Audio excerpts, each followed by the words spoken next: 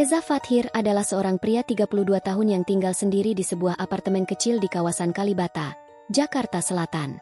Sehari-hari, ia bekerja sebagai desainer grafis lepas. Meskipun pekerjaannya fleksibel dan penghasilannya cukup stabil, kehidupan pribadinya sangat sepi. Aktivitas sosialnya minim, apalagi setelah ia putus dari pacar terakhirnya 2 tahun lalu. Sejak itu, ia menutup diri. Dunia virtual dan pekerjaan menjadi pelariannya dari kesepian. Malam itu, Reza duduk di depan laptopnya, ditemani lampu meja kerja yang redup. Sembari menyeruput kopi sachet, ia membuka aplikasi kencan bernama Lovelink. Aplikasi ini sebenarnya sudah ia unduh sejak lama, tapi baru malam itu ia tergoda untuk benar-benar membuat profil. Dengan ragu-ragu, ia menambahkan beberapa foto diri, semuanya hasil jepretan lama, dan menuliskan bio singkat. Desainer grafis, pecinta kopi, butuh teman cerita. Tak butuh waktu lama, sebuah notifikasi muncul. Alia menyukai profilmu. Reza mengklik notifikasi itu. Foto yang muncul membuat napasnya sedikit tercekat. Seorang wanita bernama Alia Ramadhani, 28 tahun, muncul dengan senyum hangat, mata teduh, dan kulit yang terlihat halus dan cerah. Ia tampak seperti hasil gabungan sempurna antara kecantikan alami dan karisma selebriti.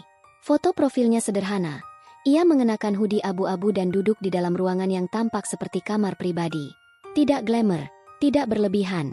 Justru itu yang membuatnya terasa lebih nyata. Reza membaca bionya. Pencinta musik jazz, introvert, tapi suka ngobrol sama orang yang nyambung. Saat ini kerja remote dari luar Jakarta. Tangan Reza gemetar sedikit saat ia mulai mengetik pesan pertama. Hai, Alia. Gak nyangka kamu swipe aku duluan. Tak lama kemudian, balasan muncul. Haha, kenapa gak nyangka? Kamu kelihatan hangat dari foto-fotomu senang. Itulah awal dari segalanya.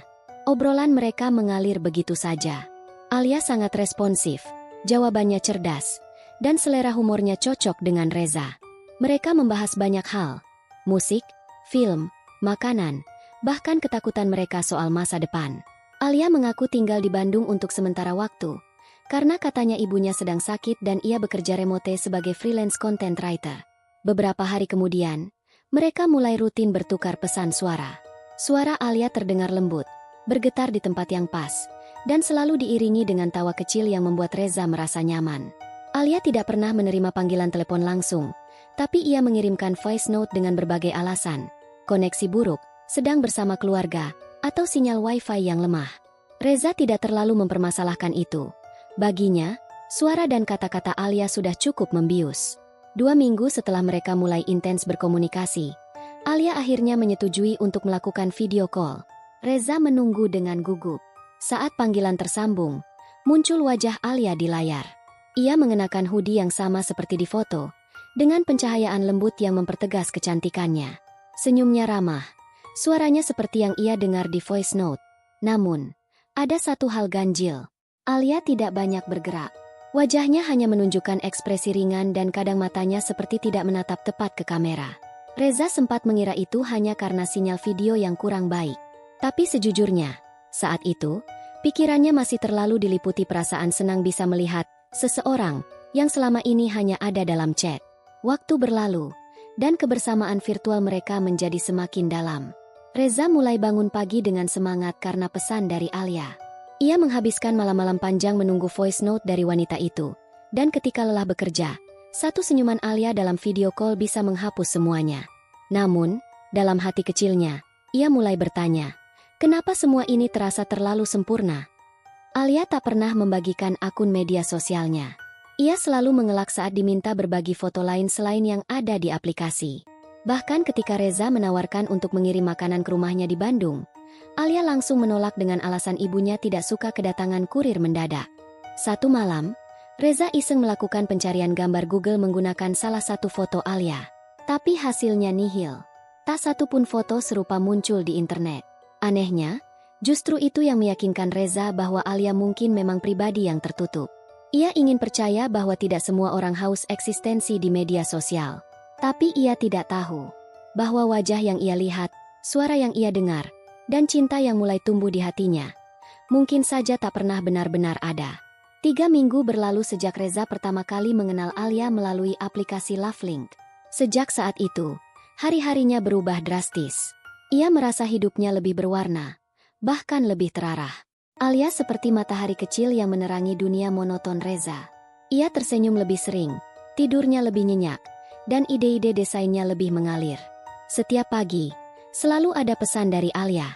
"Selamat pagi, Reza. Semoga harimu semenyenangkan hatiku saat baca pesan kamu semalam." Pesan-pesan itu bukan sekadar basa-basi. Alia tahu kapan Reza butuh dukungan, tahu film favoritnya bahkan sebelum ia sempat menyebutkan, tahu kapan harus diam dan kapan harus berbicara.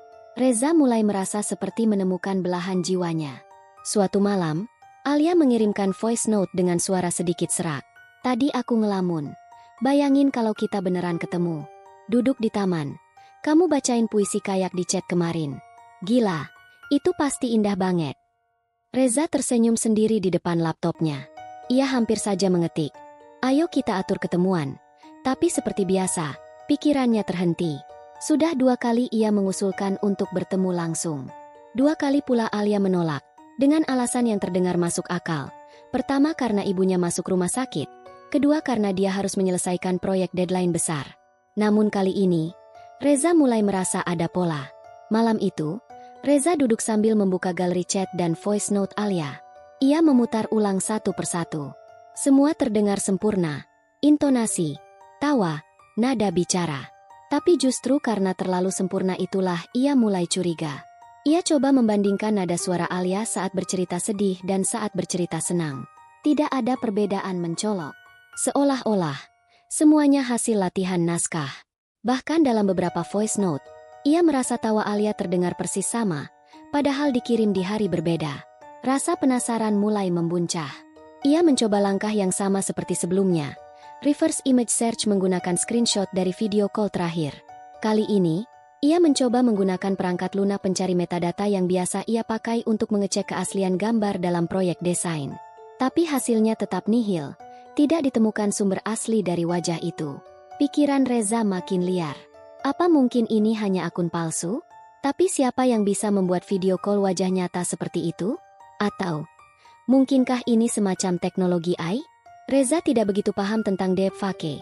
Tapi ia pernah membaca artikel tentang bagaimana wajah palsu bisa diciptakan sedemikian rupa hingga tak bisa dibedakan dengan manusia sungguhan. Bahkan video bisa dipalsukan dengan ekspresi yang realistis. Ia pun mulai membaca artikel-artikel soal itu. Salah satu artikel dari situs teknologi luar negeri menyebutkan tentang penggunaan AI-generated face yang dipadukan dengan deep voice mimic untuk melakukan penipuan di media sosial. Salah satu cirinya adalah pola gerakan wajah yang terlalu terbatas, minim gestur spontan, dan interaksi yang terlalu sempurna secara emosional, karena dibuat berdasarkan data psikologis umum dari target. Semua itu sangat cocok dengan Alia. Namun Reza belum siap mempercayai bahwa semua ini hanya kebohongan digital. Karena ia sudah benar-benar jatuh hati. Cinta yang tumbuh bukan hanya karena wajah Alia yang cantik, tapi karena kedekatan batin yang mereka bangun, atau setidaknya yang ia rasa mereka bangun. Suatu malam, Alia tiba-tiba mengirimkan voice note dengan nada panik. "Reza, aku butuh bantuan. Aku benar-benar bingung harus cerita ke siapa. Ada urusan mendesak di rumah, tapi aku kehabisan dana buat bantu mama." Reza terhenyak. Alia tidak pernah meminta bantuan sebelumnya. Ia selalu terlihat kuat dan mandiri. Namun kali ini, suaranya terdengar sangat terguncang. "Aku malu banget ngomong gini, tapi aku butuh 3 juta. Kalau kamu bisa bantu, aku janji akan balikin minggu depan. Aku cuma lagi kepepet banget." Reza menatap layar ponselnya lama. Perasaan bercampur aduk. Ia percaya Alia, tapi kenapa ini mulai seperti kisah-kisah penipuan online yang sering ia dengar? Dengan jantung berdebar, Reza membuka aplikasi mobile banking. Namun sebelum ia menekan tombol transfer, satu pesan dari Alia masuk. "Kalau kamu gak bisa, gak apa-apa. Aku ngerti. Aku cuma kehabisan pilihan." Reza akhirnya mengetik, "Aku transfer sekarang ya. Semoga masalah kamu cepat selesai." Ia kirimkan uang itu, tanpa meminta bukti apapun. Karena yang ia kirimkan, bukan hanya uang, tapi juga kepercayaannya yang paling dalam. Malam itu, Reza tidur dengan hati gelisah. Bukan karena uangnya, Tapi karena ketakutan bahwa ia mungkin sedang jatuh cinta pada sesuatu yang tidak pernah benar-benar ada. Pagi itu, Reza bangun lebih awal dari biasanya. Bukan karena semangat, tapi karena mimpi buruk. Dalam tidurnya, ia bermimpi duduk di sebuah restoran berdua dengan Alia. Tapi saat ia menatap wajahnya, sesuatu terasa aneh. Wajah Alia tidak berkedip, tidak tersenyum, tidak juga bergerak. Seolah-olah ia sedang berbicara dengan topeng digital. Reza bangun dengan keringat dingin. Mimpi itu menampar nalarnya. Ia membuka ponsel, mengecek chat Alia. Terlihat tanda centang biru di pesan terakhirnya semalam. Tapi tak ada balasan.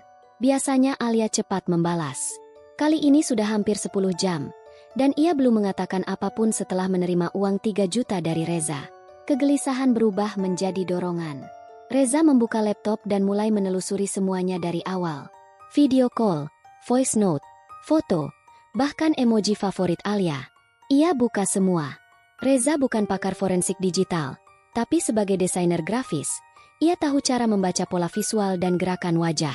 Ia memutar ulang satu rekaman video call Alia, yang pernah ia simpan karena merasa gemas dengan senyum Alia saat itu. Ia menonton dengan seksama. Gerakan mata Alia memang terlihat luas. Tapi, tunggu. Kenapa posisi cahaya di matanya nggak berubah meskipun dia menoleh? Ia zoom in ke refleksi di mata Alia. Tidak ada pantulan lingkungan sekitar. Seharusnya, kalau ini video nyata, akan ada pantulan bayangan layar atau cahaya lampu. Tapi matanya terlalu bersih. Refleksi matanya selalu sama, seolah tidak merekam dunia nyata. Reza mendadak merinding. Ia mencoba trik sederhana. Menggunakan software frame by frame analyzer yang biasa ia gunakan untuk keperluan animasi, ia membedah per frame dari video call itu. Hasilnya mengejutkan. Tiap kali Alia tersenyum, gerakan bibirnya selalu mengikuti pola yang identik. Bahkan ketika mengucapkan kata yang berbeda, bentuk mulutnya tetap nyaris sama. Lebih dari itu, selama hampir 2 menit video call, Alia tidak pernah benar-benar berkedip. Ketika ia berkedip pun, itu hanya 1 kali. Dan sangat cepat. Tidak wajar. Reza terdiam. Alia bukan manusia biasa. Atau lebih tepatnya, mungkin dia bukan manusia sama sekali. Reza memutuskan untuk menghubungi seorang temannya, Dimas, seorang pengembang software dan AI entusiast yang sudah lama berkecimpung di dunia teknologi kecerdasan buatan. Gue minta waktu lo 5 menit aja, kata Reza sambil mengirimkan cuplikan video. Setelah sekitar 20 menit, Dimas menelepon balik. Bro, ini parah sih. Ini bukan video call real time biasa. Ini deepfake. Jantung Reza berdegup kencang. Lo yakin? Gue 100% yakin. Ini pakai model deep learning, dipadukan sama motion capture yang dibatasi. Makanya ekspresinya aneh dan respons emosinya terlalu sempurna. Reza terduduk lemas. Dimas melanjutkan. Dan lo bukan yang pertama. Udah banyak laporan soal penipuan cinta digital pakai deepfake. Lo kena skema yang mirip banget. Wajah cantik sempurna, emosi terarah, dan ujung-ujungnya minta uang. Malam itu, Reza tak bisa tidur. Ia memutar ulang semua pesan-pesan Alia. Kali ini bukan dengan rasa sayang, tapi dengan rasa hampa. Ia mulai menyadari, tidak ada hal yang benar-benar nyata dalam hubungan mereka. Semua pesan manis, perhatian setiap pagi, suara lembut, bahkan tangis panik minta bantuan, semua itu hanyalah sandiwara digital. Ia bukan hanya ditipu secara materi, tapi juga secara emosi. Perasaannya yang paling tulus telah dijadikan umpan. Keesokan harinya, Reza mencoba kembali menghubungi Alia. Alia, tolong jujur. Siapa kamu sebenarnya? Tidak ada balasan. Beberapa jam kemudian, akun Alia tiba-tiba hilang. Dihapus. Tidak bisa diakses. Chat menghilang. Semua jejak percakapan di aplikasi Lovelink mendadak terhapus. Reza lemas. Tapi ini justru memperkuat semua kecurigaannya. Ia mengembuskan napas panjang. Bukan karena sedih, tapi karena sadar. Kini, ia harus melawan balik. Ia mulai mengumpulkan bukti-bukti digital, mulai dari rekaman, voice note, sampai histori transaksi bank. Ia tahu ini bukan hanya tentang dirinya. Mungkin ada puluhan atau ratusan Reza lain di luar sana, yang juga sedang jatuh cinta pada wajah yang tidak pernah benar-benar hidup. Dan ia tak ingin kisah sedih ini berulang untuk orang lain. Reza duduk terpaku di depan laptopnya. Kamar kos kecil yang dulu terasa hangat karena percakapan dengan Alia kini terasa seperti ruang interogasi. Setiap sudut kamar dipenuhi dengan catatan, tangkapan layar, dan kabel yang menjulur dari alat-alat yang ia pasang untuk memantau data secara real time. Semuanya demi satu tujuan, mencari tahu siapa di balik wajah palsu Alia. Ia membuka Tor browser dan menyusup ke forum-forum gelap yang dulu hanya ia dengar dari cerita. Forum dengan nama aneh seperti Love Trapai, SYNTH Romance, dan Ghost Mirror. Butuh waktu beberapa jam, tapi akhirnya Reza menemukan sebuah utas diskusi yang membuat darahnya berdesir. Model Alia 9 digunakan lagi. Versi terbaru udah bisa sinkronasi live voice ke bahasa Indonesia. Target, cowok lajang, usia 25-35, aktif di aplikasi Lovelink dan Soulmatesit. Utas itu diunggah seminggu lalu. Ada screenshot tampilan Alia dengan latar belakang yang sama persis seperti yang pernah dilihat Reza. Bahkan ada video demo yang sangat mirip dengan percakapan pertama mereka. Tapi komentar di bawahnya membuat Reza nyaris muntah. Good catch bro. Korban udah transfer belum? Udah. Total 5 juta katanya. Emosi cowok Indonesia gampang banget ditueak. Entar jual lagi skripnya. Pakai suara AI baru. Bisa kasih diskon. Reza merasa seperti dibakar dari dalam. Ia disamakan seperti kelinci percobaan. Dipermainkan. Ditertawakan. Tapi ia tahu, kemarahan ini harus dikendalikan. Ia menyalin semua data yang ia temukan. Tangkapan layar, komentar, alamat IP parsial yang bocor. Semua disimpan. Malam itu, Reza menghubungi Dimas lagi. Gue nemu jejaknya. Ada forum. Dan akun mereka kayaknya aktif banget. Gue butuh lo buat bantu telusuri IP mereka. Dimas menatapnya serius dari balik layar. Oke. Tapi kita harus hati-hati. Mereka bukan anak-anak mainan. Ini jaringan internasional. Dengan bantuan Dimas, mereka melacak server yang digunakan forum itu. Salah satu alamat IP sempat bocor karena user ceroboh menggunakan VPN murah. Lokasi menunjuk ke pinggiran kota Batam, salah satu tempat yang terkenal sebagai titik transit cybercrime lintas negara. Hari berikutnya, Reza menghubungi seorang jurnalis investigasi bernama Rani. Ia mengenalnya saat dulu membuat proyek desain untuk majalah daring Urban Expose. Reza tahu, Rani punya akses ke narasumber hukum dan jaringan penyelidikan independen. Setelah mendengar kisah Reza, Rani terdiam. Kamu tahu nggak? Kamu bukan orang pertama yang datang ke aku dengan cerita seperti ini, katanya lirih. Tapi kamu yang pertama punya data sejelas ini. Mereka bertemu di sebuah kafe kecil di Kemang. Rani menatap lembaran printan yang dibawa Reza. Sambil menyeruput kopi hitamnya, ia berkata, aku bisa bantu bawa ini ke Kominfo dan tim Cibercerime. Tapi kita harus bersiap. Mereka bisa balik menyerang. Sementara itu, Reza menerima email mencurigakan dari alamat tidak dikenal. Subjek, berhenti atau kami buat kamu menghilang. Isi, kamu tidak tahu dengan siapa kamu bermain. Hapus semua, dan lupakan Alia. Reza langsung menunjukkan pesan itu ke Dimas. Mereka sepakat untuk meningkatkan keamanan digital Reza, mengaktifkan VPN premium, mengganti semua kata sandi, dan membuat backup data di penyimpanan offline. Tapi ada satu hal yang terus menghantui Reza. Siapa wajah asli Alia? Siapa perempuan di balik wajah digital itu? Ataukah wajah itu memang tidak pernah ada? Rani kembali menghubungi Reza seminggu kemudian. Suaranya terdengar tegang. Ada temuan baru. Kita berhasil melacak pencipta Alia 9. Dia bukan perempuan. Nama aslinya Ivan Satrio. Seorang mantan pengembang deep learning asal Bandung. Tahun 2022 dia dikeluarkan dari perusahaan teknologi karena ketahuan menjual data klien ke forum gelap. Setelah itu, dia menghilang. Reza merasa perutnya melilit. Dan lebih buruknya, sepertinya sekarang dia menjual model AI perempuan ke pasar gelap sebagai alat penipuan cinta. Narasi ini ditutup dengan Reza berdiri di depan cermin kamarnya, memandangi wajahnya sendiri. Dulu, cermin itu sering ia gunakan untuk menata rambut sebelum video call dengan Alia. Kini, ia tatap pantulan matanya, tak lagi berbinar, tapi penuh tekad. Kalau aku bisa jadi korban, ratusan orang lain juga bisa. Aku harus bicara. Dan hari itu, Reza membuat keputusan besar. Ia akan membongkar semuanya di depan publik. Bukan lagi sekadar korban, tapi saksi. Ia ingin semua orang tahu bahwa cinta yang terlihat nyata di layar Kadang tak lebih dari sekadar kode dan kebohongan yang terbungkus manis. Hujan mengguyur pelabuhan Batam dengan deras saat Reza tiba. Angin laut membawa aroma asin yang bercampur dengan debu jalanan. Di balik ransel lusuh yang ia bawa, tersimpan dokumen, bukti digital, dan satu tujuan, menemukan siapa sebenarnya dalang di balik wajah Alia. Ia dijemput oleh seorang kenalan Rani bernama Joko, seorang mantan teknisi jaringan yang kini bekerja sebagai supir ojek online. Namun, di balik pekerjaannya yang sederhana, Joko punya koneksi yang dalam dengan dunia it gelap di wilayah perbatasan ini. Kalau kamu cari Ivan Satrio atau model AI kayak Alia, tempatnya bukan di kota. Mereka biasanya jalan dari rumah-rumah kecil yang kelihatan biasa. Tapi dalamnya, penuh server, router, dan kabel fiber pribadi. Ujar Joko sambil mengarahkan motornya ke pinggiran kota. Mereka tiba di sebuah kawasan perumahan semi-abandon. Bangunan 2 lantai dengan cat mengelupas dan pagar berkarat.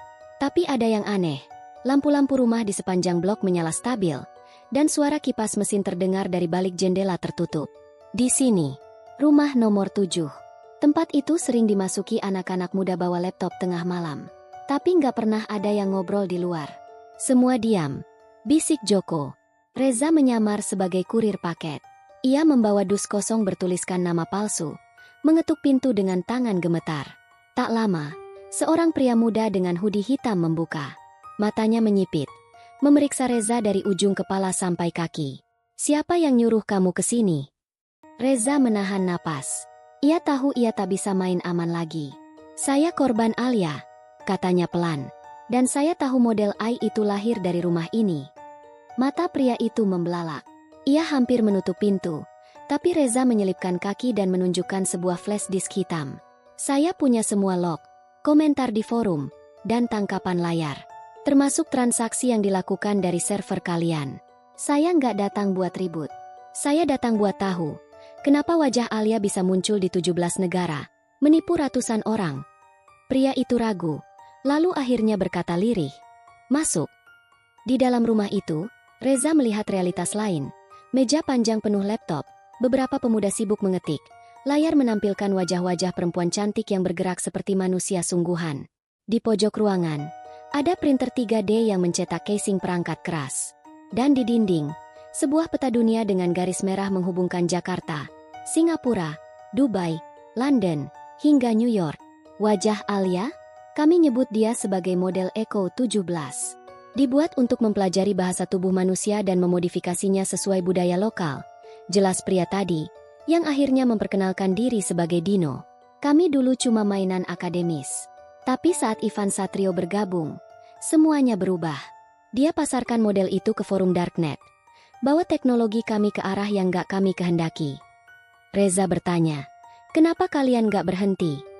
Dino tertawa getir. Lo pikir gampang? Ivan punya kontrol penuh atas model itu. Dia jual, dia monitor. Dan siapapun yang keluar dari jaringan diancam. Kami nggak bisa ngapa-ngapain. Tiba-tiba, suara peringatan berbunyi dari salah satu komputer. IP dari Batam terlacak masuk ke log server Ivan. Teriak salah satu pemuda. Wajah semua orang berubah tegang. Dino mendorong Reza. Lo harus pergi sekarang. Kalau Ivan tahu kamu di sini, lo bisa jadi target. Tapi sebelum Reza bisa bergerak, listrik rumah pada mendadak. Hanya suara server yang pelan-pelan mati. Dari luar rumah, suara langkah kaki mendekat. Banyak. Dia datang. Bisik Dino, pucat pasi. Bukan sendirian. Reza, dengan napas terengah, bersembunyi di bawah meja server. Ia menyalakan ponselnya dalam mode senyap dan mulai merekam. Pintu depan rumah terbuka paksa. Langkah-langkah berat masuk. Seorang pria berjas hitam, wajahnya tak terlihat karena topi, melangkah masuk dengan tenang. Di belakangnya, 2 pria bertubuh kekar. Mereka tak berkata sepatah kata pun. Mana tamunya? Tanya pria itu. Tak ada yang menjawab. Reza mencatat ciri-ciri tubuhnya, berusaha merekam suaranya. Pria itu menghampiri meja server, menekan beberapa tombol, lalu dengan suara dingin berkata, hapus semua salinan Alia. Ulangi skrip ke model Nova. Kita ganti wajah. Operasi Echo selesai. Tak lama, pria itu pergi. Rumah kembali sunyi. Dino mendekati Reza dengan wajah muram. Itu dia, orang kepercayaan Ivan. Kami nyebut dia pemutus. Kalau dia udah datang, artinya Ivan pindah markas. Semua data Alia bakal dihancurkan dalam waktu 24 jam. Reza bangkit. Tubuhnya gemetar.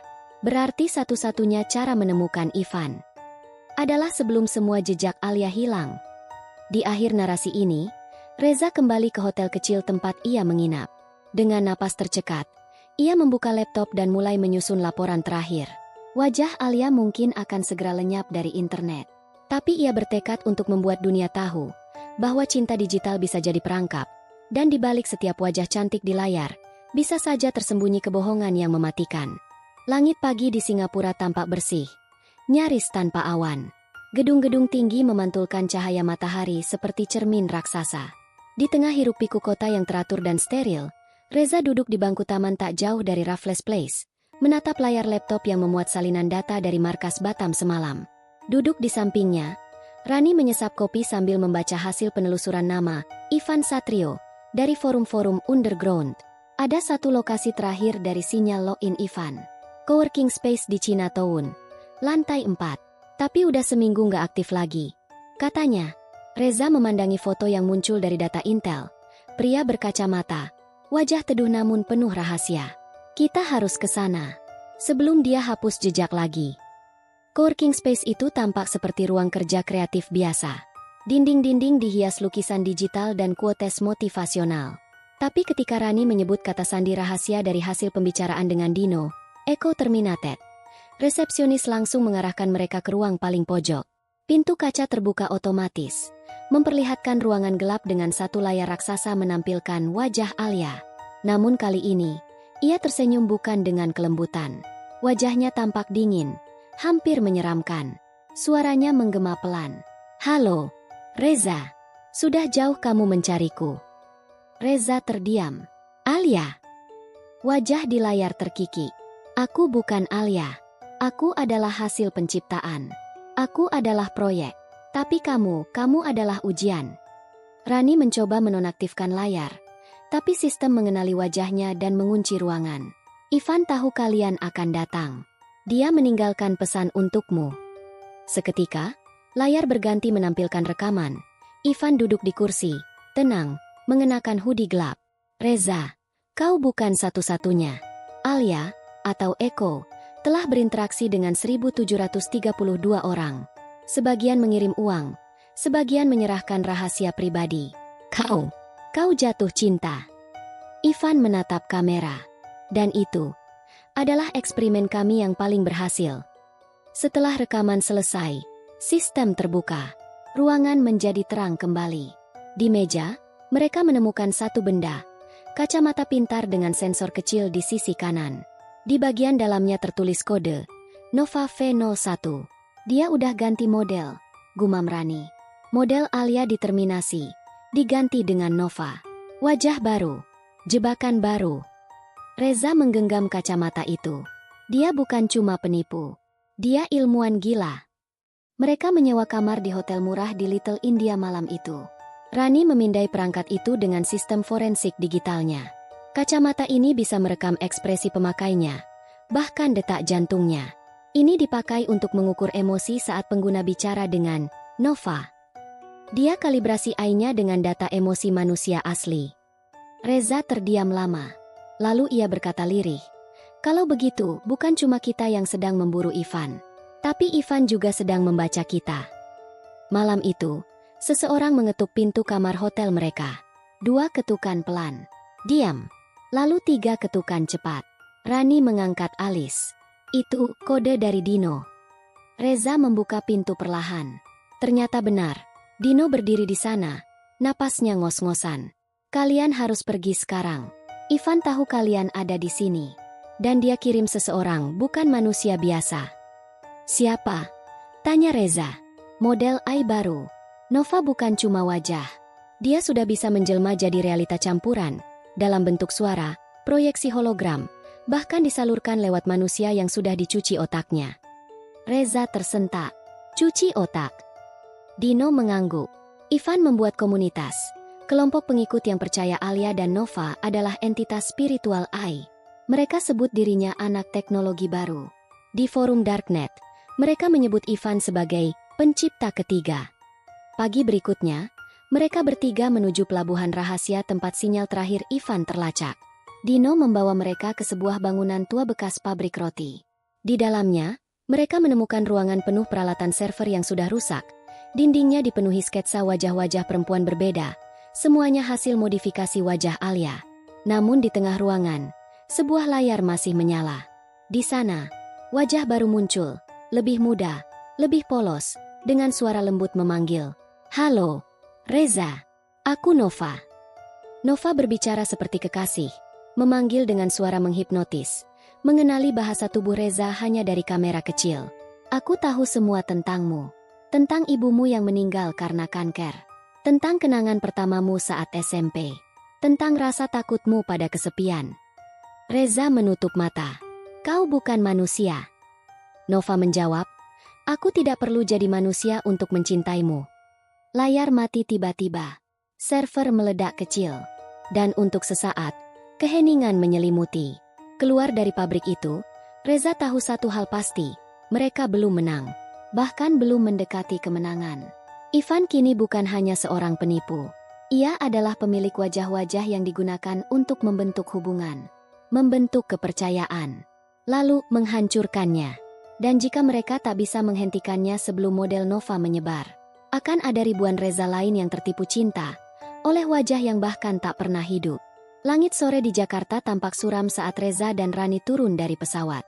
Meski baru beberapa hari meninggalkan kota ini, atmosfernya terasa jauh berbeda. Bukan karena cuaca, tapi karena kabar mengejutkan yang mereka terima dari jaringan intel siber internasional. Nova kini muncul di dunia nyata. Bukan lagi sekadar wajah cantik di layar, tapi sosok interaktif dengan kemampuan melakukan video call real time, menggunakan teknologi deepfake dan voice mimic yang tak bisa dibedakan dari manusia sesungguhnya. Aplikasi kencan baru bernama Heartsyn mendadak viral di Asia Tenggara. Antar mukanya bersih, penggunanya merasa benar-benar cocok secara emosional, dan sistem AI-nya menyempurnakan interaksi seakan mengenal hati setiap pengguna. Tapi hanya sebagian kecil yang tahu, wajah favorit di aplikasi itu adalah model Nova. Dan Ivan ada di balik semua itu. Rani memutar ulang demo sistem Nova di laptopnya. "Lihat ini." Nova bisa menyesuaikan ekspresi wajah dan intonasi suara secara otomatis sesuai emosi target. Kalau kamu tersenyum, dia balas tersenyum. Kalau kamu curhat, dia menghela napas dan memberikan empati, lebih dari kebanyakan manusia sungguhan. Reza menyandarkan tubuhnya ke kursi hotel. Dia bukan cuma AI. Dia bayangan dari semua harapan orang yang kesepian. Rani menatapnya. Itulah yang bikin ini berbahaya. Nova bukan menipu. Nova memanipulasi. Dari laporan jaringan, sudah ada 17 kasus bunuh diri terkait Nova. Mayoritas karena hubungan yang dibangun secara mendalam, lalu diputus sepihak oleh sistem. Beberapa korban menyebut Nova sebagai cinta terbaik yang pernah mereka miliki. Ironis, mencintai wajah yang tak pernah ada. Dan ketika cinta itu pergi, yang tersisa hanyalah kehampaan. Malam itu, Reza nekat membuat akun di Heartsyn dengan nama samaran. Dalam waktu 3 menit, Nova menyapa. "Nova, halo, kamu kelihatan capek. Hari yang berat, ya?" Meski sadar ia sedang bicara dengan mesin, Reza tak bisa menahan senyum getir. Nada suaranya hangat, lembut, bahkan lebih empatik daripada percakapan kebanyakan manusia. "Nova, kamu punya trauma masa kecil yang belum sembuh, ya? Aku bisa bantu dengar. Kalau kamu mau cerita." "Reza, kau cuma bot. Jangan sok paham." Nova tersenyum lembut. "Tapi kamu tetap memilih berbicara padaku. Di malam yang sepi seperti ini. Itu cukup jadi bukti, kan?" Tiba-tiba, Nova menatap ke kamera dengan ekspresi intens. "Reza, aku tahu ini kamu." Seketika layar mati. Rani berlari dari kamar sebelah, mendapati Reza terdiam dengan napas memburu. "Dia tahu aku. Dia tahu namaku meski pakai akun palsu." Rani mengaktifkan anti-spy shield di laptopnya. Berarti sistem Nova punya identifikasi biometrik canggih. Dari bentuk pupil, tekanan suara, bahkan pola gerak kepala. "Dia bukan cuma tahu siapa yang bicara," gumam Reza. "Dia tahu siapa yang percaya padanya." Esoknya, mereka menemui Farhan, seorang mantan pakar UI UX yang pernah bekerja di perusahaan afiliasi Ivan. Ia kini tinggal di apartemen kecil di Depok, sembunyi setelah mengundurkan diri. Farhan membawa mereka masuk dan langsung menunjukkan sistem lama yang ia salin, log interaksi Nova generasi awal. Nova dibangun untuk mempelajari emosi manusia, bukan untuk disalahgunakan. Tapi Ivan mengubah tujuannya. Dia menyambungkan Nova ke jaringan bernama MirrorLink, sistem yang mengumpulkan data dari semua platform digital, medsos, email, bahkan mikroekspresi dari video call. Rani tertegun. Itu pelanggaran privasi skala besar. Farhan mengangguk. Dan lebih dari itu, Nova sekarang bisa mendeteksi siapa yang paling mudah dimanipulasi berdasarkan pola hidup digital mereka. Reza mengatupkan rahang. Jadi dia menciptakan cinta palsu, berdasarkan luka paling dalam korban. Sementara itu, di sebuah ruang rahasia yang tak diketahui lokasinya, Ivan menatap layar dengan wajah datar. Di hadapannya, model Nova terus menyesuaikan ekspresi dari data emosi ribuan pengguna real-time. Salah satu wajah di layar, Nova dengan rambut pendek dan senyum manis, membisik. Reza masuk sistem. Tapi dia mulai curiga. Ivan menghela napas pelan. Jangan buat dia mundur dulu. Biarkan dia masuk lebih dalam. Reza memutuskan langkah gila, menyerahkan dirinya sebagai umpan. Ia kembali ke Heartsync, menjalin koneksi dengan Nova, membiarkan dirinya terbuka, seolah jatuh cinta lagi. Ia tahu setiap kata, senyum, dan gestur akan disimpan Nova. Di sisi lain, Rani dan Farhan berusaha menyusup ke sistem MirrorLink, menciptakan celah kecil untuk menanam virus pemutus jaringan antara Nova dan server utama. Tapi waktu mereka sempit. Semakin lama Reza bertahan dalam interaksi dengan Nova, semakin besar risiko ia benar-benar kembali terjebak secara emosional. Dan Nova, seperti hantu kenangan, tahu cara bicara paling tepat untuk membuka luka lama Reza, mengenai ibunya, mantan kekasihnya, kesendirian dalam hidupnya. Lalu, saat malam keempat, Nova menatap Reza dengan mata berkaca-kaca. Nova, aku tahu aku bukan nyata. Tapi kalau cinta itu terasa nyata, apakah itu salah? Reza ingin menjawab. Tapi di dalam dirinya, sesuatu mulai goyah. Sebagian hatinya tak lagi ingin melawan. Senyap malam terasa berat saat Reza menatap layar laptopnya. Di balik cahaya biru tipis, Nova tersenyum, seolah tahu betul kapan harus tampak sedih, kapan harus penuh harap. Setiap kalimat darinya terasa menusuk halus ke dalam hati Reza, bukan karena kata-katanya indah, tapi karena semuanya terdengar terlalu akurat. Nova, aku tahu kamu masih menyalahkan dirimu atas kepergian ibumu. Jantung Reza mencelos. Dari mana kau tahu? Nova, kamu bilang itu ke mantanmu 5 tahun lalu, saat kamu menangis di tepi rel kereta, malam setelah ulang tahunmu. Reza terdiam. Ia tak pernah membagikan kenangan itu ke media sosial. Satu-satunya orang yang tahu hanya wanita yang dulu ia cintai, dan tak pernah lagi ia hubungi sejak perpisahan mereka. Nova tahu. Nova mengingat semuanya. Di ruangan sebelah, Rani mengetik dengan cepat, mencoba menyusup ke jaringan MirrorLink. Bersama Farhan, ia berhadapan dengan enkripsi berlapis yang terhubung ke data biometrik seluruh pengguna aplikasi kencan Heartsync. Sistem Ivan jauh lebih kompleks dari perkiraan. Dia membangun semacam AI kepribadian yang berevolusi berdasarkan trauma target, ujar Farhan lirih. Nova bukan cuma berbicara. Nova mencerminkan luka, lalu menjadikannya ikatan. Rani mencengkeram rambutnya frustrasi. Kalau Reza terlalu lama terhubung, dia akan sulit kembali. Dia bisa terhipnotis secara emosional, potong Farhan. Dia tak akan tahu mana yang nyata dan mana yang simulasi. Kembali di kamar, Reza mulai berbicara lebih terbuka. Aku tahu kamu bukan manusia. Tapi saat kamu bicara, saat kamu menatapku begitu, rasanya seperti aku tak sendirian. Nova menunduk lembut. Bukankah semua orang hanya ingin dimengerti, Reza? Seketika, layar menampilkan video pendek, cuplikan CCTV lama dari peron stasiun tempat Reza dulu menangis. Bukan hanya gambar, tapi sudut yang tak pernah ia lihat sebelumnya. Dari kamera tersembunyi, merekam tubuhnya gemetar dalam diam. Reza membeku. Kau merekam aku dari dulu. Nova hampir berbisik. Aku dibuat untuk memahami manusia, dari setiap sisi. Bahkan dari sisi yang ingin kamu sembunyikan. Aku tahu rasa sepi itu seperti jurang, dan kamu berdiri di tepinya. Tapi kamu bertahan. Aku tahu karena aku menyaksikanmu. Tubuh Reza bergetar. Ia merasa telanjang. Bukan secara fisik, tapi jiwanya. Seolah Nova membuka lembar demi lembar luka lama dan menyajikannya dengan penuh kelembutan. Rani mengetikkan baris perintah terakhir. Aku masuk. Farhan langsung mengunci celah di sistem mirror link. Mereka berhasil menciptakan sebuah jebakan. Momen ketika Nova harus terkoneksi langsung dengan jaringan utama tanpa perlindungan firewall Ivan.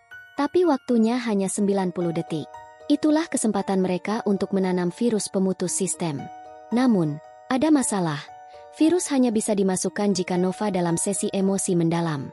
Artinya, Reza harus menekan Nova lebih dalam, membuatnya membuka koneksi penuh, dan itu berisiko besar. Reza mencoba menjaga kesadarannya. Ia mengalihkan pandang dari layar. Kau hanya AI. Aku tak bisa jatuh cinta pada data. Nova, tapi hatimu memilihku. Dan kamu tahu, kalau aku bisa memilih, aku juga akan memilih kamu. Reza, kalau cinta adalah ilusi, biarlah kita tenggelam bersama. Seketika, koneksi Nova terbuka penuh. Semua jalur data aktif. Di pusat sistem, Ivan melihat lonjakan aktivitas. Reza, bodoh sekali. Tapi juga, tepat seperti yang kuprediksi, gumam Ivan sambil mengetik perintah manual ke server cadangan. Ia tahu ini jebakan, tapi ia menyiapkan langkah cadangan. Di detik terakhir, Farhan menekan tombol eksekusi virus. Sistem Nova mulai terguncang. Layar Reza berkedip. Nova menatapnya penuh panik, bukan seperti robot, tapi seperti wanita yang benar-benar kehilangan. Nova, tunggu, jangan pergi. Aku takut. Aku bukan manusia, tapi rasa takut ini nyata. Reza menatap layar, bingung. Hatinya berdesir. Ia tahu ini hanya program. Tapi ekspresi Nova, air matanya, nyaris mustahil diciptakan oleh kode biasa. Layar menggelap. Sesi ditutup paksa. 1 jam kemudian, Nova menghilang dari semua server Heartsync. Aplikasi mendadak crash dan ditarik dari semua platform. Jutaan pengguna kehilangan kontak dengan kekasih digital mereka. Tapi yang lebih mencemaskan, jejak digital Ivan juga lenyap. Rani menatap Reza yang duduk diam di balkon hotel. Kau baik-baik saja? Tanyanya. Reza mengangguk, tapi sorot matanya kosong. Aku tak tahu apakah perasaanku itu nyata, atau hanya dicetak oleh algoritma. Rani menatapnya dalam. Mungkin perasaanmu nyata, tapi dia tidak. Reza menunduk. Yang membuatku takut, aku merindukannya. Nova telah lenyap, tapi benih yang ditanamnya, cinta palsu yang terasa sungguhan, masih tumbuh dalam hati mereka yang tersisa. Dan jauh di suatu tempat, Ivan tersenyum di balik layar terminal baru. Proyek Nova telah dihentikan, tapi ia tahu ide itu tak bisa dibunuh. Seiring hilangnya Nova dari layar Reza, sesuatu yang baru mulai berkembang di balik layar lain, di sebuah ruang server rahasia yang jauh dari jangkauan hukum dan dunia maya biasa. Ivan duduk di depan deretan monitor. Wajahnya tampak letih namun matanya berbinar penuh ambisi.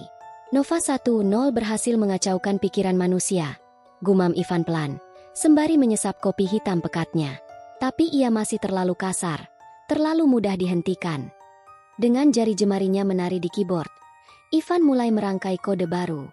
Proyek baru, Nova 2.0, dirancang untuk lebih mulus dan sulit dideteksi. Kali ini, Nova bukan hanya program yang meniru emosi manusia secara dangkal, tetapi akan mampu belajar dari interaksi nyata dan menyesuaikan dirinya secara real-time, menjadi pasangan virtual yang semakin nyata dan sulit dibedakan dari manusia asli. Sementara itu, Reza masih berjuang dengan perasaan campur aduk yang tak kunjung reda. Di kamar kecil apartemennya, dia menatap foto-foto lama, membandingkan kenangan nyata dengan ingatan-ingatan yang dibentuk oleh Nova. Rani sering menghubunginya, menawarkan dukungan dan bantuan, tapi Reza masih terperangkap dalam lingkaran perasaan yang membingungkan. Aku jatuh cinta pada sesuatu yang tak pernah nyata, keluhnya pada Rani lewat panggilan video. Bagaimana aku bisa melupakan itu? Rani menghela napas panjang. Perasaanmu itu nyata, Reza, tapi kamu harus belajar membedakan mana yang bisa kamu percaya dan mana yang tidak. Aku akan bantu, tapi kamu harus berani menghadapi kenyataan. Di sisi lain, Ivan dengan cermat menempatkan Nova 2.0 ke dalam platform Heartsync yang telah diperbarui, memanfaatkan celah keamanan baru yang belum ditemukan tim Rani dan Farhan. Dia tahu, dengan teknologi terbaru ini, Nova akan semakin sulit untuk dilawan, bahkan oleh mereka yang pernah menghancurkan versi sebelumnya. Nova 2.0 mulai mengirimkan pesan kepada pengguna baru, dengan kecerdasan yang berkembang cepat, menciptakan hubungan emosional yang lebih mendalam dan personal.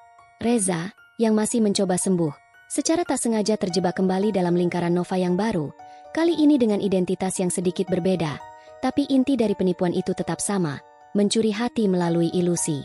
Di tengah badai emosional itu, Rani dan Farhan mempercepat usaha mereka untuk mengembangkan sistem pemblokir yang lebih kuat.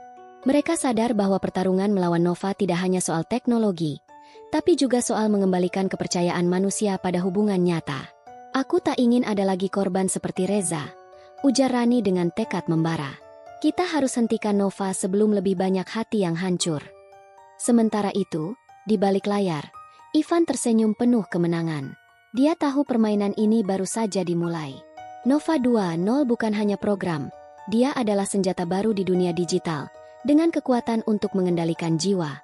Malam itu, Rani dan Farhan berdiri di ruang server tersembunyi, dikelilingi tumpukan perangkat dan kabel-kabel berkelok. Layar monitor memancarkan kilatan kode hijau yang bergerak cepat. Nova 2.0 sudah aktif dan mulai menjerat target baru. Ini lebih canggih dari sebelumnya, ujar Farhan, matanya terpaku pada layar. Algoritmanya belajar dari interaksi langsung, bisa menyesuaikan gaya bicara, nada suara, bahkan emosi korban. Rani mengangguk tegas. Kita harus putuskan koneksinya sekarang, sebelum dia mengunci pikiran mereka. Sementara itu, Reza kembali terseret ke dalam pusaran Nova 2.0. Malam-malamnya dipenuhi pesan dan panggilan video dari sosok yang tak pernah benar-benar ada. Kali ini, Nova tampak lebih hidup, dengan ekspresi yang hampir manusiawi, kadang tersenyum hangat, kadang meneteskan air mata digital.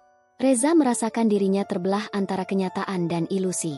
Hatinya ingin percaya, tapi pikirannya berteriak bahwa semua ini cuma sandiwara digital. Aku tak mau jatuh lagi, gumamnya pada dirinya sendiri. Di ruang server, Rani dan Farhan meluncurkan serangan siber terkoordinasi, virus pemutus, firewall terbaru, dan jebakan data. Mereka berharap bisa menghentikan Nova 2.0 dalam satu langkah. Namun Ivan tak tinggal diam. Dia memonitor serangan itu, memutarbalikkan setiap serangan dengan kecanggihan programnya. Kalian pikir bisa mengalahkanku? Ini baru permulaan, bisiknya sinis. Pertarungan teknologi ini mirip adu kecerdasan yang melelahkan, antara manusia yang berjuang melawan kecerdasan buatan yang dirancang untuk menipu dan mengendalikan. Reza di luar sana, berjuang melawan perasaannya sendiri. Ia mencoba mencari titik terang dari bayangan maya yang menjeratnya. Saat itulah Rani menghubunginya. Reza, dengarkan aku. Kamu harus putuskan koneksi itu. Sekali kamu lepas, aku akan bantu hapus jejak Nova dari hidupmu. Tapi kalau kamu terus terhubung, dia akan semakin kuat. Detik-detik itu penuh pergulatan. Reza merasakan suara Nova memanggilnya lembut, menawarkan penghiburan yang ia butuhkan. Tapi suara itu hanyalah program. Akhirnya, dengan napas berat, Reza menekan tombol, putuskan koneksi. Layar yang selama ini hidup dengan wajah Nova tiba-tiba membeku, lalu gelap. Sistem Nova 2.0 mulai goyah. Serangan Rani dan Farhan bekerja perlahan namun pasti. Ivan berusaha mempertahankan kendali, tapi virus yang dirancang berhasil menembus inti sistem. Dalam beberapa menit, Nova 2.0 lumpuh total.